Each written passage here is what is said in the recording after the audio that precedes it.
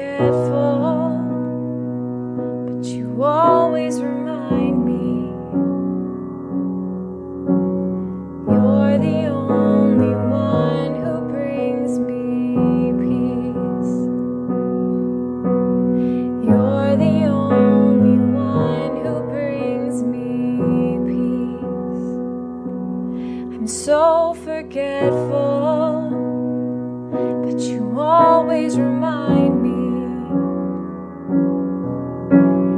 You're the only one who brings me peace. You're the only one who brings me peace. So I come, Lord, I come, I come. Lord, I come to tell you I love you, to tell you I need you, to tell you there's no better place for me than in your arms, to tell you I'm sorry for running in circles, for placing my focus on the waves, not on your face. You're the only one who brings me peace. You're the only one who brings me peace. I'm so forgetful, but you always remind me. You're the only one who brings me peace. You're the only one who brings me peace. So I come, Lord, I come, I come.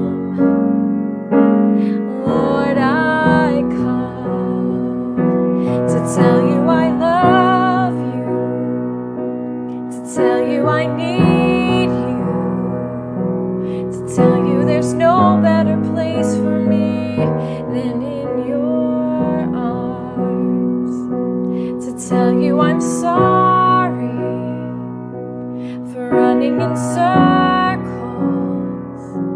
for placing my focus on the waves, not on your face.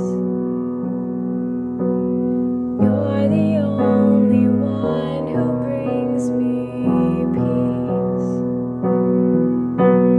You're the only one who brings me peace in the storm.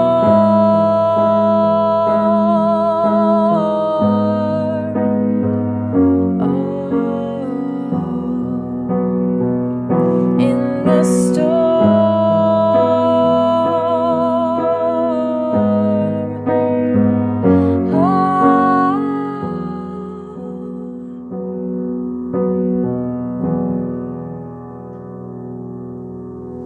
I'm so forgetful, but you always remind me. You're the only one who brings me peace. You're the only one who brings me peace.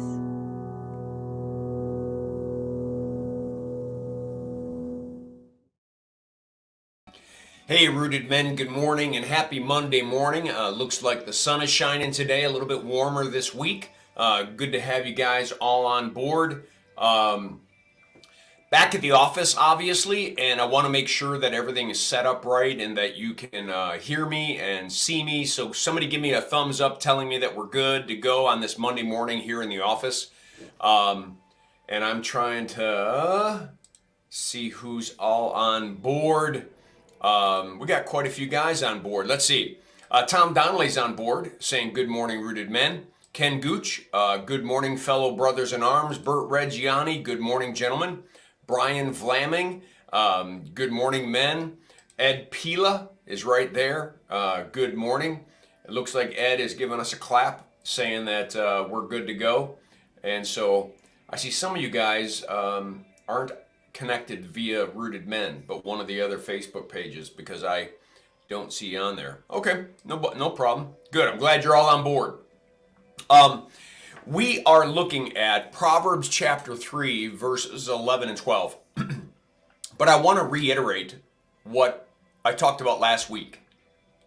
Proverbs chapter 3 is the beginning of writing Proverbs. And they're not going to make sense to some people because spiritual truths are discerned by the Spirit of God, and we don't. So unless we have the Spirit of God, we can't discern the truths. And sometimes these truths are only apparent if one understands God, who He is, what He's done, and what He thinks for us and what He wants for us as an abundant life in His kingdom. What I mean is, He starts to say, if then. If you do this, this will be the blessing. If you do this, this will be the consequence for your folly. For those of us who are going through the Old Testament in 1 year, it's what Moses just did with the children of Israel. The blessings and the curses. What are the blessings? If you will remember me, if you will always remember that I'm the one who redeemed and saved you and brought you out of Egypt, if you will always remember that I'm the one that has made you my people because I love you, if you will always remember these commandments I've given you and walk in obedience with me, walk in that relational obedience with me, then you'll be blessed. I'll bless the fruit of your wombs. I'll bless the fruit of your crops. I will bless your marriages. I will protect you from your enemies. I'll protect you from natural disasters. All these blessings will fall upon you because God's presence is in and with you on a daily basis. But if you forget me, and you stop honoring me, and you forget me as your Redeemer, and you start worshiping other gods, and you start grabbing the teachings of the kingdom of this world, and you start relying on your own strength, and well, all of a sudden then you're just going to face all the same stuff the rest of the world faces, because I'm going to lift my protection, my presence off of you. See, the only reason you're getting all the blessings is because my presence is on you, and if I pull it off, you lose it. And I'm not going to pull it off to punish you. I'm going to pull it off because you don't want it. You want what the world's offering, so I'll give it to you. So real quick, he says, don't forget my teaching. Let your heart keep my commandments. What will happen? You'll get length of days, years of life, and peace. Verses 1 and 2. 3 and 4. Make sure that steadfast love and faithfulness are at the core of your very being. Stay focused on God's love and faithfulness, and then bind them around your neck and write them on the tablet of your heart. God is faithful, He is loving, He is true. Why? You will find favor with men in the sight of God. Your life will be uprighted. 5 and 6. Trust in the Lord with all your heart and don't lean on your own understanding. In all your ways acknowledge Him, and what will be the benefit? He will make straight your path. You want to remove confusion out of your life? You want to remove, I don't know which fork in the road to take? Trust in the Lord with all your heart and do not lean on your own understanding. In all your ways acknowledge Him, and He will make straight your paths. Don't be wise in your own eyes, but fear the Lord and turn away from evil. Don't be wise in your own eyes. Fear the Lord and turn away from evil. This will be healing to your flesh and refreshment to your bones. Notice the if-thens. If-thens. Honor the Lord with your wealth. I think Matt did this on Friday. Honor the Lord with your wealth and with the first fruits of your produce. Then your barns will be filled with plenty, and your vats will be bursting with wine. You see, only the spiritual understand this because mathematically it doesn't make sense. If I give God my wealth, I lose part of my wealth. But not true if you understand the God of multiplication, the one who's given us the wealth in the first place, and that when we give back to him, he multiplies in giving back to us. See, so the Proverbs are only obvious to those of us who are walking by faith and living in that relationship, remembering who God is. Well, today it's about discipline. 11 and 12. My son, do not despise the Lord's discipline, or be weary of his reproof. This is a tough one because in our world, in our society even, and many of us may have had parents where discipline had an absence of love. It was just raw punishment.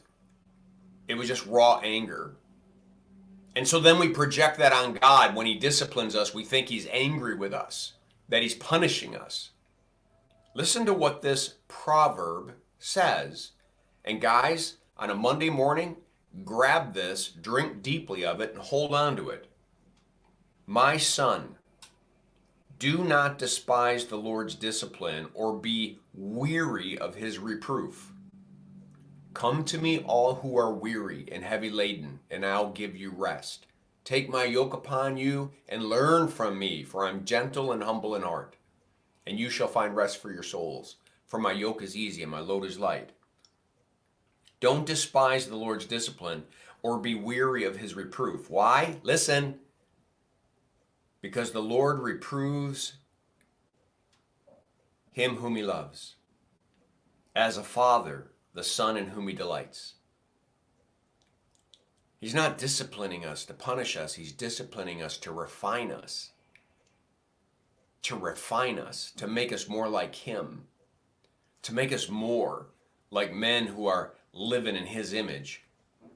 So I just want you to grab on and maybe read through Proverbs 3 every day and notice these if-thens and ask yourself, if you want the then are you doing the if?